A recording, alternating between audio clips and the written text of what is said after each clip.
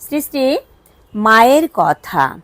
আজ আমরা মায়ের কথা শুনব বন্দিতা ভট্টাচার্যের লেখা শ্রী শ্রী মা ও সাধিকা চতুষ্টয় শীর্ষক লেখাটি থেকে। যোগিন মা। শ্রী শ্রী ঠাকুরের কথা।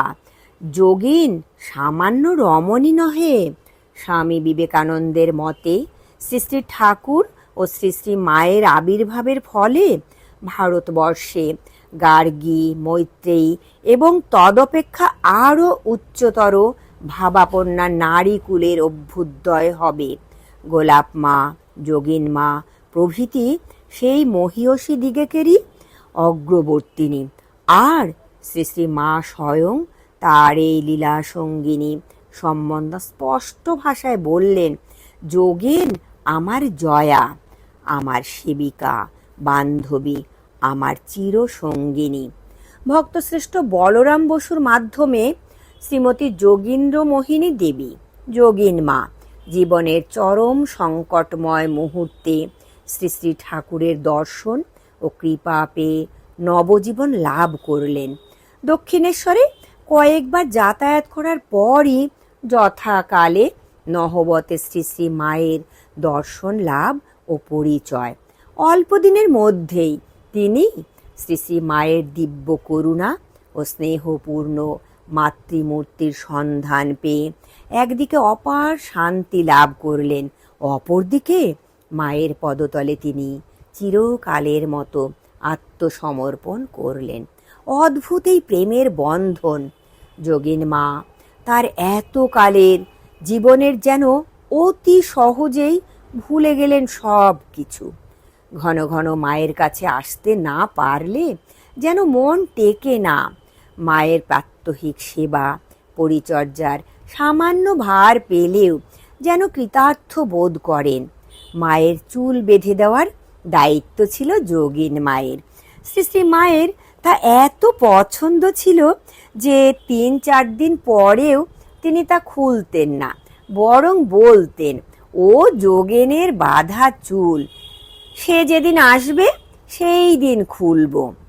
ভবিষ্যতের অন্যতমা প্রধানা লীলা সঙ্গিনীর হৃদয়ে যে অপূর্ব মাতৃভাব উদ্বোধিত করেছিলেন শ্রী শ্রী মা, তার জ্বলন্ত নিদর্শন পাই দক্ষিণেশ্বর থেকে শ্রী শ্রী মায়ের জয়রামবাটি রওনা হয়ে যাবার পর মুহূর্তেই। যোগিন মায়ের তীব্র ব্যাকুলতাপূর্ণ কান্নায় জগতের প্রিয়তম বস্তু হারিয়েও বুঝি মানুষ এত বিহ্বল হয় না। মায়ের কৃপায় যোগিন মায়ের উপলব্ধিতে সেদিন উদ্ভাসিত হয়েছিল মায়ের স্বরূপ। পৃথিবীতে একমাত্র আরাধ্যা সর্বজীবের মুক্তিদাত্রী হলেন ইনি, অর্থাৎ শ্রী শ্রী মা। কাজেই তার তিলেক অদর্শনও যেন যোগিন মায়ের অসহ্য। শ্রী শ্রী ঠাকুর ও শ্রী শ্রী মায়ের পূত সান্নিধ্যের অমোঘ ফল রূপে অল্পকালের মধ্যেই যোগিন মায়ের জীবনে তীব্র ঈশ্বর ব্যাকুলতা দেখা দিল। শ্রী শ্রী ঠাকুরের লীলা সংবরণের সময় তিনি সংসার স্বজন ত্যাগ করে বহু তীর্থ দর্শনের পর শ্রী বৃন্দাবন ধামে গভীর তপস্যায় কালাতিপাত করছিলেন।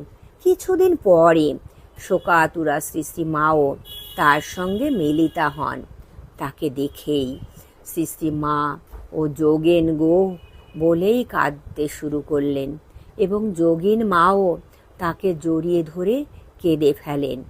এই নিদারুণ বিরহ ব্যথায় যোগিন মাই ছিলেন শ্রী শ্রী মায়ের একান্ত প্রিয়জন। বিধাতার এমনই নির্বন্ধ।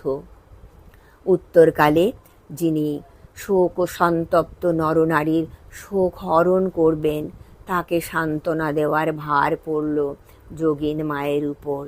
শ্রী শ্রী মায়ের শ্রেষ্ঠ শিক্ষা কর্ম ও ধর্মের দিবেনী রচনা যোগিন মায়ের জীবনে মূর্ত হয়ে উঠেছিল। মায়ের বাড়ির দৈনন্দিন কাজের যে অংশটুকু তার উপরে অর্পিত ছিল, তা তিনি পরম নিষ্ঠা ও শ্রদ্ধার সঙ্গে সম্পন্ন করতেন। জীবনের শেষ দিন পর্যন্ত তার প্রাত্যহিক জীবনের কঠোর নিয়ম শৃঙ্খলার দ্বারা নিয়ন্ত্রিত ছিল। অত্যুচ্চ স্তরের সাধিকা হয়েও যোগিন মা আধ্যাত্মিক জীবনের যে কোনো সমস্যায় শ্রী শ্রী মায়ের কাছেই ছুটে যেতেন। শ্রী শ্রী মাকে যোগিন মা একাধারে জননী ও সৃষ্ট স্থিতি সংহারকারিণী মহামায়ারূপে উপলব্ধি করতেন। জয়রামবাটিতে মা ম্যালেরিয়াতে ভীষণ অসুস্থ। কলকাতা থেকে ডাক্তার সহ শরৎ মহারাজ, যোগিন মা ও গোলাপ মা ওখানে গিয়ে উপস্থিত। ওদের অতদূর ছুটে আসার জন্য শ্রী শ্রী মা যোগিন মাকে অনুযোগ করলে তিনি কাঁদতে কাঁদতে বললেন, তোমায় না দেখে থাকতে পারছিলুম না মা। অসুখ শুনে প্রাণ ছটফট করছিল, তাই ছুটে এলুম।